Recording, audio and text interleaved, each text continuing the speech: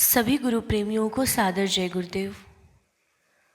जय गुरुदेव नाम प्रभु का पावन नाम जय गुरुदेव। इसका परिवर्तन इसके अपने तरीके से होगा। बाबा जी ने यह भी कहा कि अब राम और कृष्ण को तीर तलवार उठाने की ज़रूरत नहीं है। सबके क्रियाकर्मों को तलवार ही उनका सफाया कर देगी। भविष्य के संकेत तो पहले के और वर्तमान के महापुरुष देते आ रहे हैं, पर हम इन 45 सालों में कुछ ज़्यादा ही अंग्रेजियत के पिट्ठू बन गए। हमारी कसौटी विदेशियों की फ़िलॉसफ़ी है कि उन्होंने कहा है तो ठीक ही होगा। खैर, ऊपर वालों की तो सारी सृष्टि है, सारी आत्माएं उसकी ही हैं। वह तो हमारी भाषा में देश विदेश से अपने संकेत दिलवा ही देगी। इससे आपने मानो उसे ही मानो। विदेशी भविष्य वक्ताओं में न्यू जर्सी संयुक्त राष्ट्र अमेरिका की महिला फ्लोरेसिस का नाम अग्रणी है। उन्होंने देश दुनिया का जो चित्र खींचा है उसमें भारत के लिए की गई भविष्यवाणी गौरतलब है। फ्लोरेसिस ने the fell off sensational culture नामक पुस्तक में लिखा है कि सन 2000 आते आते प्राकृतिक संतुलन भयावह रूप से बिगड़ेगा। लोगों में आक्रोश की प्रबल भावना होगी, दुराचार पराकाष्ठा पर होगा। पश्चिमी देशों की विलासितापूर्ण जीवन जीने वालों में निराशा, बेचैनी और अशांति होगी। उनकी अतृप्ति अभिलाषाएं और जोर पकड़ेंगी, जिससे आपसी कटुता बढ़ेगी। चारों ओर हिंसा और बर्बरता का वातावरण रहेगा। गरीब लोग संपन्नों की संपत्ति छीनेंगे। चारों ओर हाहाकार मचेगा, लेकिन भारत से उठने वाली एक नई विचारधारा इस घातक वातावरण को समाप्त कर देगी।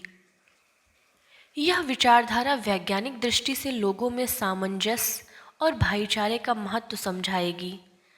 वह यह भी समझाएगी कि धर्म और विज्ञान में आपस में विरोध नहीं है। आध्यात्मवाद की उच्चता और भौतिकवाद का खोखलापन सबके सामने उजागर होगा। मध्यम वर्ग इस विचारधारा से बहुत अधिक प्रभावित होगा। यह वर्ग समाज के सभी वर्गों को अच्छे समाज के निर्माण के लिए प्रेरित करेगा।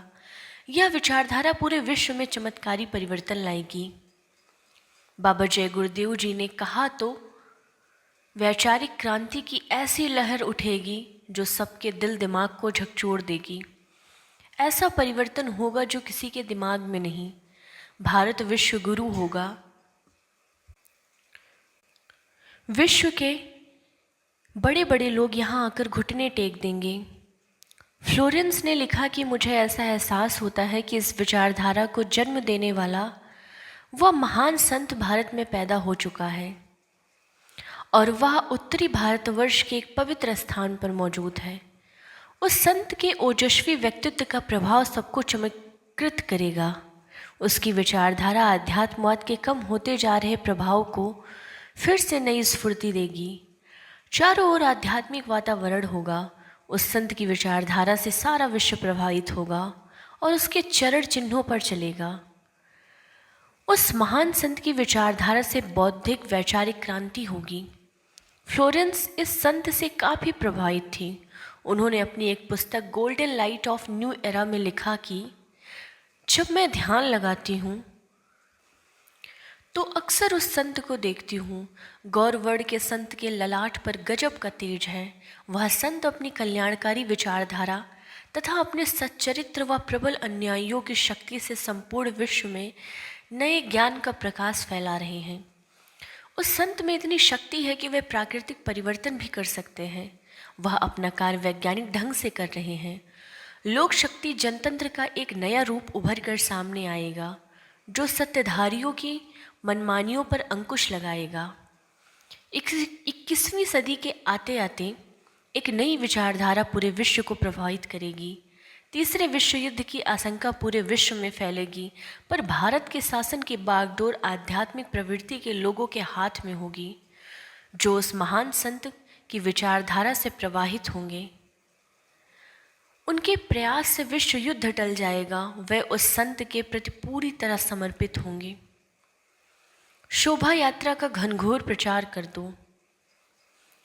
होली के अवसर पर अपना संदेश सुनाते हुए बाबा जय गुरुदेव जी ने कहा कि संसार में बहुत तकलीफ़ें बढ़ गई हैं। ऐसा मालूम होता है कि दुखों की वर्षा हो रही है। इस समय हर प्राणी, क्या अमीर क्या गरीब, क्या छोटा क्या बड़ा, क्या पढ़ा क्या बिना पढ़ा, सब का सब दुखों के घेरे में आ गए हैं। अब उसके पास कोई इलाज नहीं है कि दुखों से छुटकारा कैसे होगा। भविष्य भी अच्छा नहीं दिखाई दे रहा है। ऐसी विषम परिस्थितियों में एक ही उपाय है, एक ही रास्ता है कि आप महात्माओं को खोजो और उनसे जाकर पूछो कि सुख शांति कैसे मिलेगी, भजन कैसे किया जाएगा। समय से महात्मा मिल जाएंगे तब तो ठीक, वो तुम्हें समझा देंगे, रास्ता दिखाएंगे, भजन कैसे किया जाता है ये बताएंगे। तभी तुम दुखों से छुटकारा पा सकोगे। अगर समय से नहीं मिले, तुम उनको न खोज सके, समय निकल गया तो कुछ होने वाला नहीं। दुख और तकलीफ़ों से जीवों का छुटकारा नहीं हो सकता। सब पीड़ाओं से असहनीय पीड़ा जन्म मरण की होती है। और भी पीड़ाएं जो सामने आ रही हैं, उन सब से छुटकारा भजन करने से ही होगा। भजन ही एकमात्र उपाय है और कोई रास्ता है ही नहीं। बिन हरि भजन न जाहि कलेशा। भजन करोगे तब दुखों से छूटोगे। भजन करती है जीवात्मा। ये मनुष्य शरीर किराए का मकान है।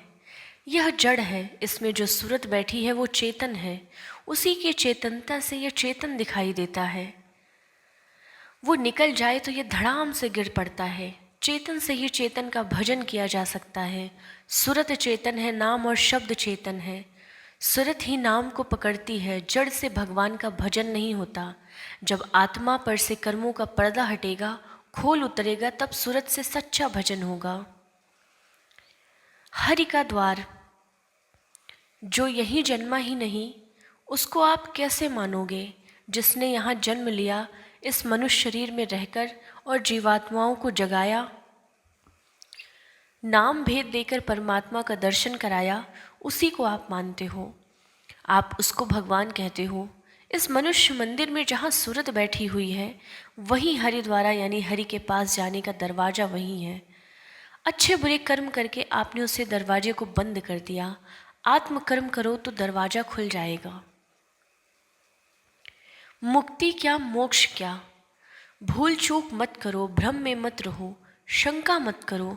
जब परमात्मा मिलेगा तो इसी मनुष्य मंदिर में ही मिलेगा और किसी शरीर में आप साधन नहीं कर सकते हो। जब युक्ति मिलेगी तब आप समझोगे कि कैसे भजन करना है, कैसे ध्यान करना है, कैसे सुमिरन करना है। युक्ति में मुक्ति है, युक्ति से ही मोक्ष है।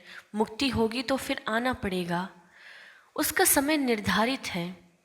लेकिन मोक्ष पद प्राप्त कर लोगों को फिर जन्म मरण से, आवागमन से छुटकारा मिल जाएगा। आप फिर नहीं आओगे। सत्संग किससे कहते हैं? आप समझते नहीं हो क्योंकि आपने यही नहीं समझा कि सत्संग किसको कहते हैं। जीवात्माओं को जगाने का, कर्मों को साफ करने का, इच्छाओं को दमन करने का आपको सत्संग नहीं मिला। आप समझते रहे कि पुस्तक पढ़ लेना, कहानी किस्से सुन लेना, गा बजा लेना सत्संग है, पर वो सत्संग नहीं है। सत्संग तो वो है जहाँ सत असत का निरूपण किया जाता है, जीवात्मा के जगाने का भेद दिया जाता है। भगवान को माफ करने का अधिकार नहीं, वह कर्म विधाता है। राम ने साफ कहा, शुभ और अशुभ कर्म फलदाता। वो अच्छे बुरे का हिसाब करेगा। वह क्यों छोड़ेगा किसी को? वह किसी को माफ़ नहीं कर सकता। उसको माफ़ करने का अधिकार नहीं है। माफ़ करने का अधिकार केवल संतों और फ़कीरों को है। आप संतों और फ़कीरों के पास जाओगे, उनके चरणों में बैठोगे, तब कुछ मिलेगा। रास्ता प्यार से मिलता है, सेवा से मिलता है, भक्ति से मिलती है। भक्ति और कुछ नहीं। जो महापुरुष कहें उनके वचनों को मान लो, उस पर चल पड़ो, यही तो भक्ति है। झगड़ा करने से रास्ता नहीं मिलता। उसका कानून है कि जो कर्म करोगे उसका फल भोगना होगा। अगर कोई ऐसा हो जो कानून रद्द कर दे, तुम्हें माफ़ कर दे, तो उसके दायरे से निकल जाओगे। स्वामी जी ने कहा, रूह यानी जीवात्मा की दो शक्तियाँ होती हैं। पहली निरत जो देखने की है, दूसरी सुरत जो सुनने और आनंद देने की है। दोनों आँखों के मध्य भाग में अंतर में जो प्रकाश का फोकस निकलता है उसे निरत कहते हैं। संगत की रोटी खाओगे और भजन नहीं करोगे, सेवा नहीं करोगे तो कर्मों की शुद्धि कैसे होगी? बुद्धि का विवेक समाप्त हो जाएगा।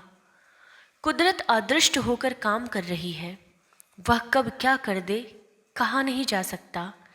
फांसी तो बहुत अच्छी है, किंतु नरकों की असहनीय पीड़ा बहुत दुखदाई है। सभी नरक इस आसमान के ऊपर हैं। आप बताइए कि अब ये मुल्क कैसे चलेगा? बाबा जय गुरुदेव जी ने अपने सत्संग में कहा कि सबसे पहले सत्संग मिलना चाहिए। जब सत्संग मिलेगा तभी कुछ समझ में आएगा। यह संसार दुख सुख पाप पुण्य ज्ञान अज्ञान की खान है। इसमें बहुत बड़ा ज्ञान भी है और अज्ञान भी है।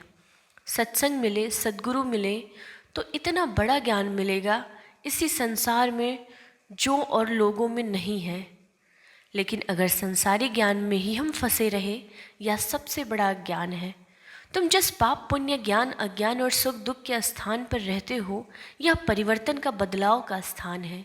शुरू से परिवर्तन होता चला आया है और आगे होता चला आएगा। यहाँ मुसाफिरी है। हमारे पुरखे चले गए, जिनका आज आप नाम सुनते हो, आप भी चले जाओगे। आपकी आने वाली पीढ़ी आपका नाम सुनेगी, आपके बच्चे आपका नाम सुनते रह जाएंगे और वो भी चले जाएंगे। यहाँ कोई रह नहीं सकता, केवल मुसाफिरी है। इसी से सत्संग मिल जाए तो हमें यह समझ में आ जाए कि हम कहाँ से आए हैं, आगे कहाँ जाएंगे। इस पंच भौतिक खोल में जीवात्मा कहाँ से आई और किस तरह से फंस गई और किस तरह से पाप पुण्य का बोझ उस पर लद गया और कैसे वह छूट सकती है, इसको सत्संग कहते हैं। जब आपको यह मालूम हो जाए कि जीवात्मा फंसी हुई है तो उन्हीं महापुरुषों से आप छूटने का उपाय पूछोगे। वही महापुरुष आपको रास्ता बताएंगे और जब आपको रास्ता भेद यानी नामदान मिल जाए तब आप सुमिरन ध्यान भजन में लग जाओ। सब ठाठ पड़ा रह जाएगा। यह बाहरी चीज़ नहीं है। उस आत्मज्ञान को अपने अंतर में प्रकट करने और जब भजन करने लगोगे तो सूरत में चेतना आएगी और वह अपने औजारों यानी आँख नाक कान से काम करने लगेगी। भजन से ही उसको ज्ञान प्राप्त होने लगेगा। तब से समझ में आएगा कि वास्तव में संसार सब धोखा है, इसमें कुछ मिलने वाला नहीं। अमीर गरीब छोटे बड़े सबके सामान यहीं पड़े रह जाएंगे, उसमें से कोई एक कण भी नहीं ले जा सकेगा। जब शरीर ही यहाँ पड़ा रह जाएगा तो फिर सामानों की क्या बात है जिसे तुम बहुमूल्य समझते हो। मनुष्य शरीर के सामने बहुत सारी चीज़ें अनमोल हैं। मनुष्य शरीर के समान कोई चीज़ अनमोल नहीं है, क्योंकि इसमें जीवात्मा बंद है। इसी शरीर से साधना करके उसे जगाना है। भजन घाट पर बैठकर होता है, वह घाट सबके पास है। कोई भी हिंदू मुसलमान सिख ईसाई छोटा अमीर गरीब सबके पास आँख और कान है। इंद्रियां जड़ हैं, ये जड़ के काम तो कर सकती हैं पर चेतन का भजन इनसे नहीं होगा। आत्मा को जगाओ। आप चाहते हो कि जड़ से परमात्मा मिलेगा, पर महात्मा कहते हैं कि इस जड़ में जो चेतन बैठी हुई है, जिसे रूह जीवात्मा सोल और संतों ने सूरत कहा, उससे जगा लो, वह परमात्मा को प्राप्त करेगी। इस जड़ शरीर का क्या, इसको निर्धारित समय मिला हुआ है। समय पूरा होने पर जीवात्मा इसमें से निकल आएगी और यह गिर पड़ेगा। इसको चाहे जलाओ चाहे गाड़ो, यह काम चलता चला आया है और चलता चला जाएगा। तुम इससे मोह करते हो, वही दुखदाई हो जाता है। यह शरीर जब गिर जाता है तो इसका तिरस्कार कर देते हो। गहराई से समझो कि यह मिट्टी है, इसमें जीवात्मा का काम कर लेना है।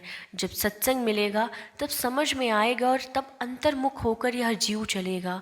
उधर उजाला ही उजाला है, अंधेरा है ही नहीं। अनेकों जन्मों के पुण्य से यह शरीर मिला है। यह मिट्टी है, 5 तत्व का पुतला है। इसमें एक तत्व कम हो जाए तो अंग भंग हो जाता है, दिमाग काम नहीं करता है। इसी तत्व को पूरा करने के लिए दवा ली जाती है। पहले के लोग काम शुरू करने से पहले पूजा पाठ प्रार्थना इबादत करते थे। काम से लौटने के बाद पूजा पाठ इबादत करते थे। यह सबकी दिनचर्या थी।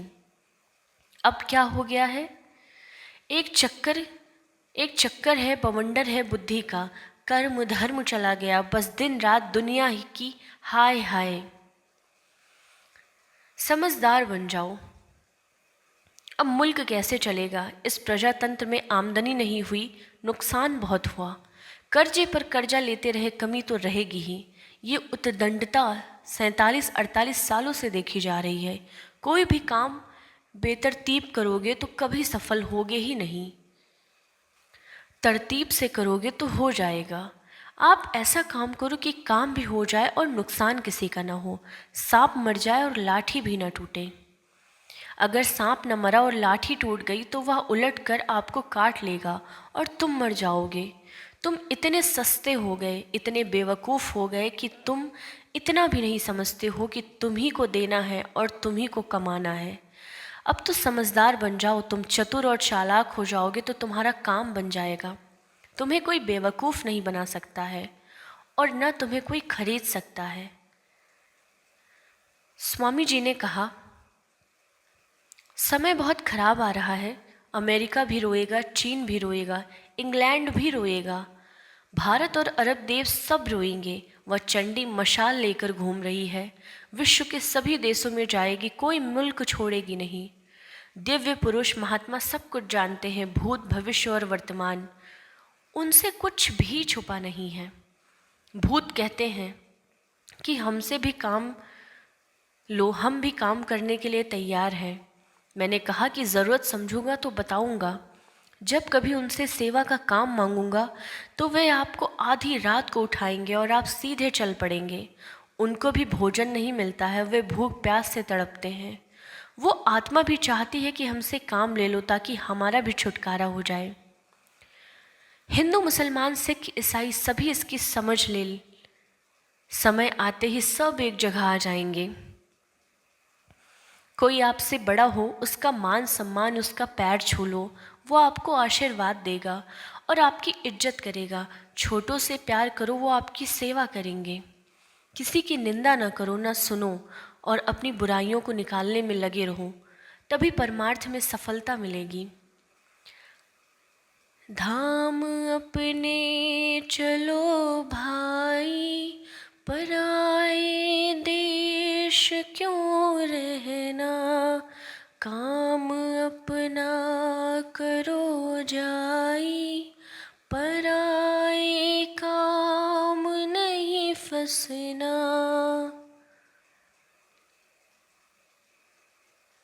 जीवात्मा का खिंचाव ऊपर को हो जाता है। इस संसार में जहाँ आपने जन्म लिया है, यह मानव शरीर अमोलक है, बार बार नहीं मिलेगा। अब इसको चाहो आप अच्छे काम में लगा लो, चाहे बुरे काम में लगा दो, इसके लिए आप स्वतंत्र हो। अब अच्छा काम तो आपसे बन नहीं रहा, आप अपनी समझ से जो कुछ कर रहे हो उसे अच्छा समझते हो, वह अच्छा नहीं है। आपको चाहिए था कि किसी जानकार की तलाश करते, महापुरुषों के पास जाते। जब कोई जानकार मिलेगा वही बताएगा कि अच्छा काम क्या है, बुरा काम क्या है, सत्य क्या है, असत्य क्या है, यह संसार क्या है और तुम यहाँ क्यों आए। अभी तो अनजान में आप समझते हो कि यह संसार ही सब कुछ है और यह संसार आपकी रग रग में बसा हुआ है। अब उससे छुटकारा नहीं हो सकता। महात्माओं के पास आप गए नहीं, उनसे मिले नहीं, बस इस संसार को अपना समझकर रोते धोते रहे, इसको बसाने में लगे रहे। इसी में आपकी सांस से खत्म हो गई, दुनिया जहाँ की तहाँ रह गई और यह अनमोल शरीर मिट्टी में मिल गया और सब खेल खत्म हो गया। जिस लिए यह शरीर मिला था वह काम तो आपने किया ही नहीं और न आपने किसी से पूछा कि मनुष्य शरीर क्यों मिला है और न कोई ऐसा आपको मिला जो आपको यह समझाता कि यह अनमोल मनुष्य शरीर इसलिए मिला है कि तू अपनी जीवात्मा को जगाकर उसे उसके सच्चे घर यानी सत्य देश में पहुंचा दे। ना तो कोई आपको ऐसा मिला, ना आप में कोई तड़प हुई कि परमात्मा कैसे मिलेगा। शरीर तुम्हारा नहीं, आपने समझा किताब पढ़ लेंगे, कथा किस्सा सुन लेंगे, बस हो गया। ऐसे ही समझते रहे और अपनी अनमोल सांसों को दूसरों के काम में लगा दिया, अपनी जीवात्मा का काम नहीं किया। लेकिन तुम्हारे समझने से क्या होता है, यह तो शरीर भी तुम्हारा नहीं है। जब यह जीवात्मा शरीर से निकाली जाएगी तब तुमको पता चलेगा तुम पर क्या बीत रही है। महात्माओं ने गांव गांव झोपड़ी झोपड़ी में जाकर लोगों को जगाया चिताया। आप कहते हो कि आज बहुत विकास हुआ, पर अभी भी बहुत से ऐसे गांव हैं जहां के लोगों ने अभी तक गाड़ी नहीं देखी, मोटरों में नहीं बैठे। मध्य प्रदेश, गुजरात आदि के आदिवासी क्षेत्रों में बहुत से ऐसे लोग हैं जिन्हें कभी मौका ही नहीं मिला गांव के बाहर जाने का।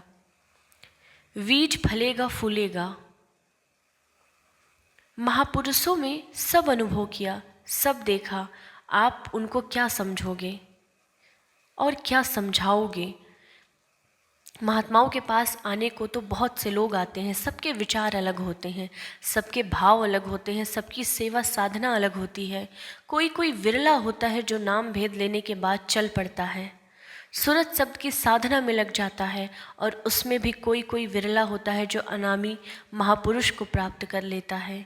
बाकी और लोगों में संस्कार पड़ जाते हैं, कोई 2 जन्म में, कोई 4 जन्म में, कोई और चक्कर लगाकर अपने घर पहुंचाएगा। क्योंकि महात्माओं ने बीज डाल दिया तो वह कभी न कभी फलेगा फूलेगा।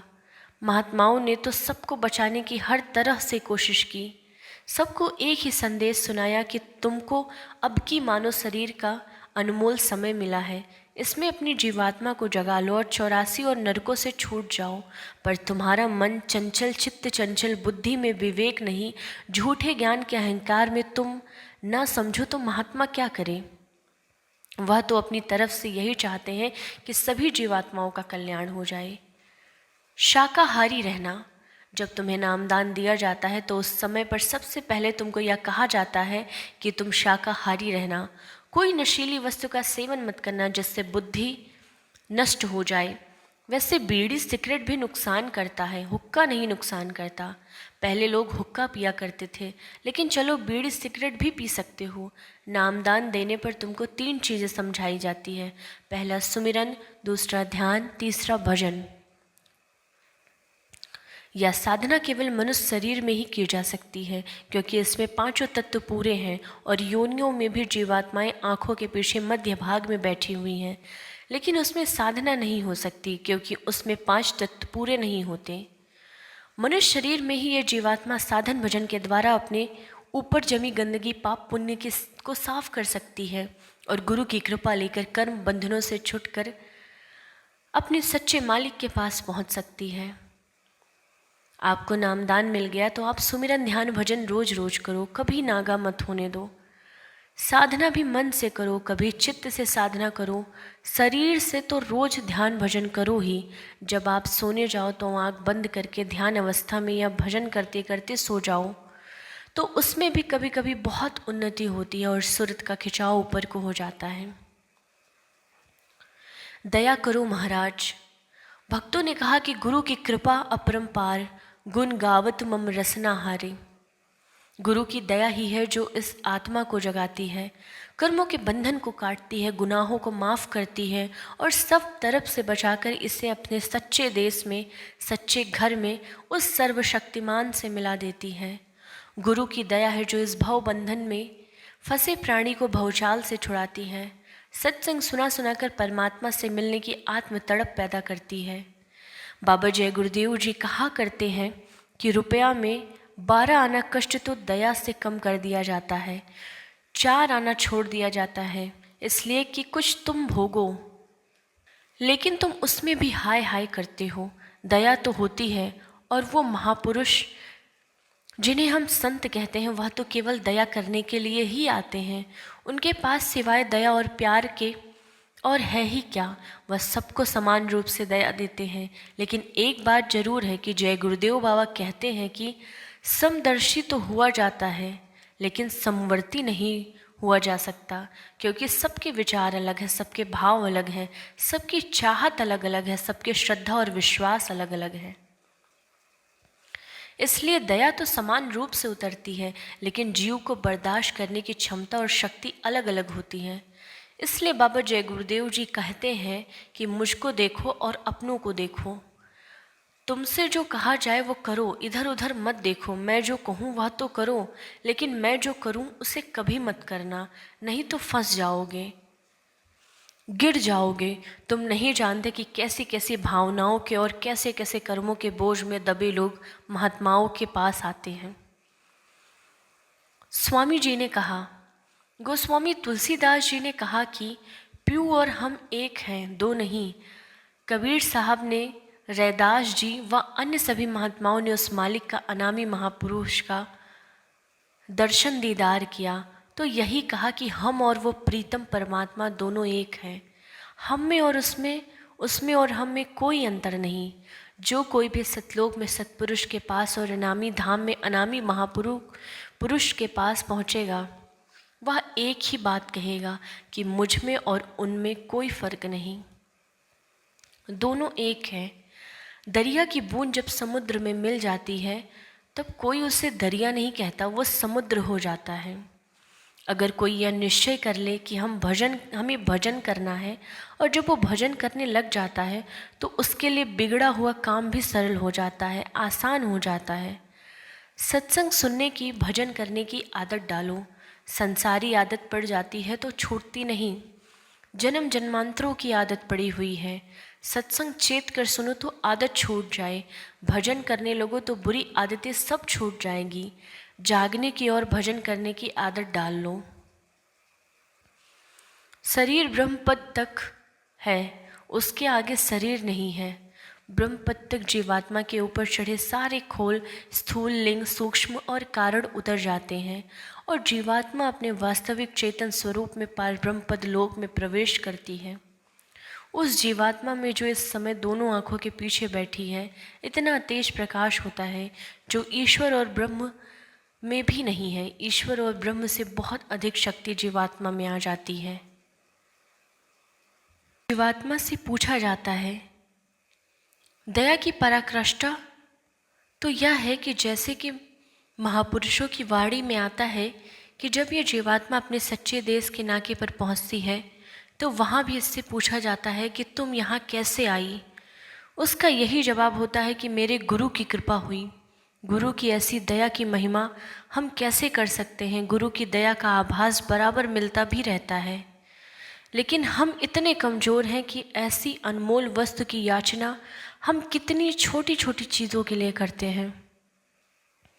ऐसे ही जैसे कोई हीरा लेकर जाए और ये कहे कि इसके बदले हमको मिर्च दे दीजिए, ऐसी अनमोल दया की हम कैसी छोटी छोटी चीज़ों में लगाना चाहते हैं। जैसे दया करिए मैं मुकदमा जीत जाऊं, दया करिए मुझे एक बच्चा हो जाए, दया करिए मैं निरोगी हो जाऊं। और अब तो यहाँ तक कि दया की याचना लोग करते हैं कि वैसे तो कहने में भी संकोच होता है, लेकिन अब हर कोई स्वतंत्र है और अब किसी बात का लिहाज और पर्दा भी नहीं रहा और आज़ादी में नाम पर हम बहुत खुली हवा में जीने लगे हैं, जहाँ कोई सीमा रेखा नहीं होती। दया कीजिए मेरा विवाह फलाने लड़के से हो जाए या फलानी लड़की से हो जाए। अब तो परिवार नियोजन के लिए भी दया मांगी जाती है, जिसके लिए जय गुरुदेव बाबा सख्त खिलाफ है। अब हमें इस बात को सोचना है कि क्या हम ये ठीक करते हैं। ये ठीक है कि भगवान के दरबार में हर तरह की प्रार्थना की जाती है, लेकिन गुरु कोई पत्थर की मूर्त नहीं, वह चेतन शक्ति है। उसके बोलने चालने की, उठने बैठने की अदब और मर्यादा तो होनी ही चाहिए। वो दया तो करते ही हैं, लेकिन ये भी तो कहते हैं कि तुम भजन करो जिससे तुम्हारी तकलीफ़ों में कमी होगी, और जो तकलीफ़ रहेगी भी तो उसका एहसास नहीं होगा। वो काम हम करते नहीं हैं, हम उनकी दया को समझते नहीं हैं, अनजाने में अवहेलना कर देते हैं और फिर गोहराते हैं कि दया करो दया करो। प्रेमियों ने तो दया मांगी, लेकिन ये कहा कि जो सुख दे दे तो तुझे आराधूं, दुख भी तुझे धिराई, जो भूख दे दे तो इत ही स्वामी, दुख में सुख मनाई। भविष्यवाणी, दिल्ली से राजधानी हटेगी, यूएनओ भारत में चलेगी, निर्णय लेने आएगा संसार, जमाना बदलेगा। कहे जय गुरुदेव पुकार, जमाना बदलेगा। प्रजा बहुत मरेगी, जगह में लाशें पड़ी सड़ेंगी घर घर में, उठाने वाले मिलने न यार, ज़माना बदलेगा। कहे जय गुरुदेव पुकार, जमाना बदलेगा। सुनते जाना सभी नर और नारी, ज़माना बदलेगा।